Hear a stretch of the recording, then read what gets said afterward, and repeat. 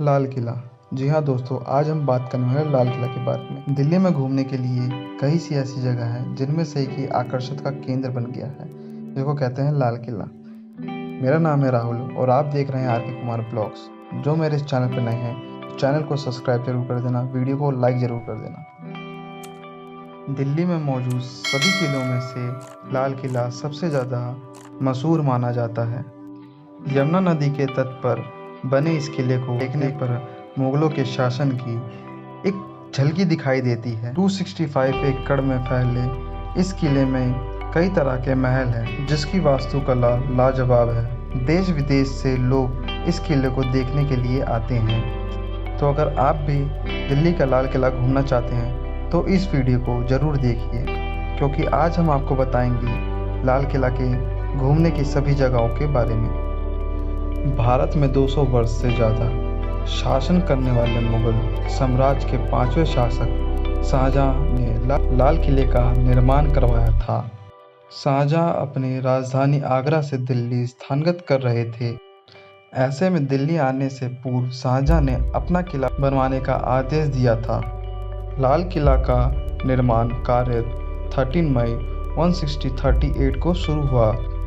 इसके लिए खास मुहर्रम का दिन ही चुना गया था। लाल किला की पहली नींव शाहजहां के हुक्म पर इजाज खान द्वारा रखी गई थी। लाल किला के वास्तुकार के लिए शाहजहां ने उस्ताद अहमद लाहौरी को चुना था।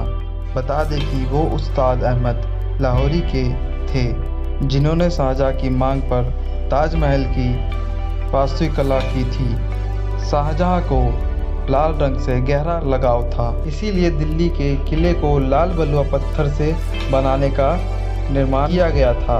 भी इस किले का नाम भी लाल किला रखा गया। शाहजहां इस किले को अपने हर एक किले से बड़ा भी बनवाना चाहते थे, इसीलिए इस किले को बनवाने में पूरे 10 साल लगे थे। 1648 में इस किले का निर्माण शुरू हुआ था। उस समय किले की शिल्पकारी चमक देखकर सभी हैरान हो गए थे। कई सालों तक सम्राट शाहजहां का यहाँ राज रहा। तब तक वह दिल्ली का ये किला, जिसे शाहनाबाद का किला भी कहा जाता है, और इसकी खूबसूरती की मिसाल दी जाती रही। शाहजहां के पुत्र औरंगजेब के शासन में आने के बाद लाल किले की चमक धीरे धीरे फीकी पड़ती गई। उसके बाद साल दर साल लाल किले पर कई बार हमले हुए और यहाँ पर कई शासकों का राज भी रहा। अंग्रेज के शासनकाल में लाल किले के कई हिस्से स्थगित हुए। यहाँ जड़े कई अनमोल रत्न और कीमती चीज़ों को अंग्रेज द्वारा चुरा कर ब्रिटेन भेज दिया गया। अंग्रेज़ों के शासन के बाद जब भारत आज़ाद हुआ तो लाल किले की भारतीय पुरातत्व विभाग द्वारा मरम्मत कराई गई। आज ये किला दिल्ली की विश्व धरोहर कहलाता है। दोस्तों, अब हम बात करेंगे लाल किला के अंदर घूमने के लिए क्या क्या जगहें हैं। तो लाहौरी गेट, दिल्ली गेट, मुमताज महल, खास महल, रंग महल, हीरा महल, मोती मस्जिद, दीवाने आम, दीवाने खास, हमाम, छत्ता चौक और नौबत खान। लाहौरी गेट ये लाल किला का मुख्य द्वार है। लाहौरी गेट का नाम मुगल शासन काल में लाहौर के नाम पर रखा गया था। बता दें कि आज़ादी के बाद यहाँ पे जवाहरलाल नेहरू जी ने तिरंगा फहराया था। इसके बाद से हर साल स्वतंत्रता दिवस पे यहाँ पे प्रधानमंत्री तिरंगा फहराते हैं। इस गेट का आकर्षण इतना लाजवाब है कि शाहजहां ने अपने शासनकाल में इस गेट को एक सुंदरी चेहरे के घूंघट के समान बताया था। दिल्ली गेट। दिल्ली गेट का नाम भारत की राजधानी के नाम पर है। यह गेट दक्षिणी दिशा के सार्वजनिक प्रवेश द्वार है। यह गेट लाहौर गेट के सामने है। इस गेट के सामने दोनों तरफ बड़े पत्थरों से बने हाथियां हैं। मुमताज महल। यह महल शाहजहां ने अपनी प्रिय बेगम मुमताज के लिए बनवाया था, इसलिए इस महल का नाम मुमताज महल से जाना जाता है। ये महल संगमरमर के पत्थरों से बनाया गया है, जिस पर फूलों की आकृतियों का आकार दिया गया है। इस महल के अंदर पहले महिलाएं रहती थी, अब ये महल संग्रहालय के रूप में काम आता है। इस महल के अंदर मुगल शासन काल के कई तमाम चीज़ें रखी गई हैं। संग्रहालय के अंदर आपको तलवार, पर्दे, पेंटिंग, कालीन, पोशाक, अन्य वस्तु दिखाई देगी। खास महल, यह महल मुगल साम्राज्य में शहंशाहों का खास महल हुआ करता था। ये महल सफ़ेद संगमरमर के पत्थरों से बना है, पर फूलों की आकृतियाँ भी बनाई गई हैं। इस खास महल में 3 कक्ष हैं, जिनमें से एक राजसी शयन कक्ष है, दूसरा है प्रार्थना कक्ष और तीसरा है मुसम्मम बुर्ज। बता दें कि इस बुर्ज से ही राजा सब जनता को दर्शन दिया करते थे। रंग महल, इस रंग महल को पहले पैलेस ऑफ कलश के नाम से जाना जाता था। शाहजहां ने ये महल विशेष अपनी रानियों के लिए बनवाया था। ये महल बहुत ही खूबसूरती से संगमरमर के पत्थरों से तराशा गया है। इस महल के बीचों बीच एक फव्वारा है, जिसे कमल के फूल की आकृति दी रखी है। इसमें यमुना नदी का पानी नहर के द्वारा भरा जाता था। नहर को नहरे बहिश्त के नाम से भी जाना जाता है। गर्मियों के समय में रंग महल का तापमान बहुत ही ठंडा होता था। रंग महल के अंदर राजा और शहजादों की ही आने की अनुमति दी गई थी। हीरा महल, हीरा महल को सम्राट बहादुर शाह ने बहुत ही भव्य और खूबसूरत संगमरमर के पत्थरों से बनवाया था। कुछ ऐतिहासिककारों की जानकारी के अनुसार इस किले में सम्राट बहादुर शाह ने कोहिनूर हीरे से भी ज़्यादा कीमती हीरा छुपाया था। सन 1857 में अंग्रेज से हुए विद्रोह के समय महल का एक बड़ा हिस्सा नष्ट हो गया था। मोती मस्जिद, मोती मस्जिद का निर्माण शाहजहां के पुत्र औरंगजेब ने अपनी निजी मस्जिद के रूप में करवाया था।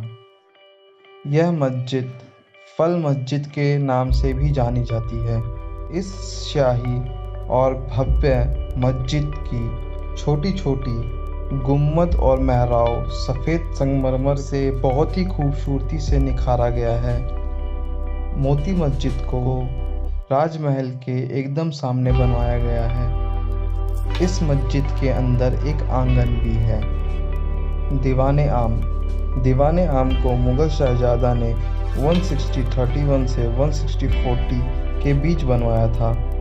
दीवाने आम एक बहुत बड़ा प्रांगण था, जिसमें सम्राट आम जनता की बात सुनकर उनकी बातों का समस्या को हल करते थे।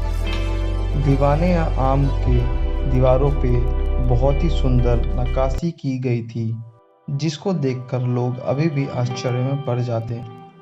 दीवाने खास, लाल किला के अंदर मुख्य आकर्षण के केंद्रों में ये दीवाने खास भी आता है।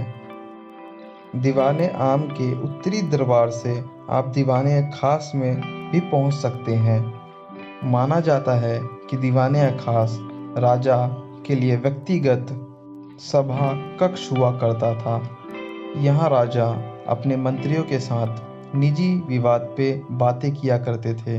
बनावट की बात करें तो ये कक्ष सफ़ेद संगमरमर के पत्थरों से बना हुआ है, जिसके अंदर बहुमूल्य रत्न भी जड़े हुए हैं। हमाम, दोस्तों बहुत से लोगों को हमाम का मतलब नहीं पता, तो उस समय में हमाम का मतलब स्नानघर को कहते थे।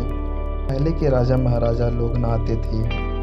यह स्नानघर बहुत ही बड़े हुआ करते थे। जब भारत मुगल शासन आया तब से हमाम में गुलाब के इत्र का भी उपयोग किया जाता था।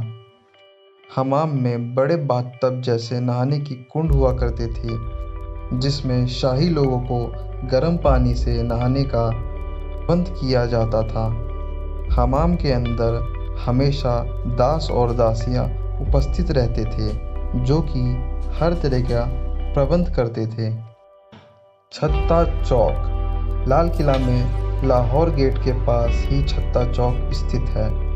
मुगल शासनकाल में यहाँ बाजार सस्ता था। बाजार में महल के रहने वाले समस्त शाही वंश के लोगों के लिए रेशम के कपड़े, आभूषण और अन्य कीमती सामान बेचा जाता था।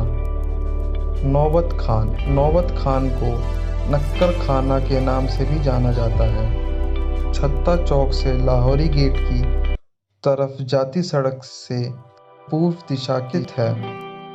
नौबत खान को संगीतकारों के लिए बनवाया गया था। मुगल शासन काल में यहाँ संगीत समारोह अक्सर चलता रहता था।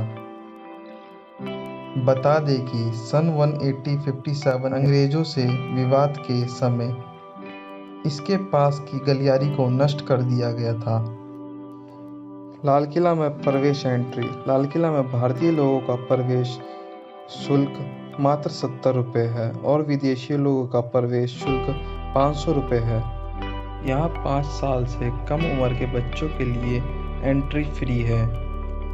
लाल किला में शाम को साउंड और लाइट शो भी होता है।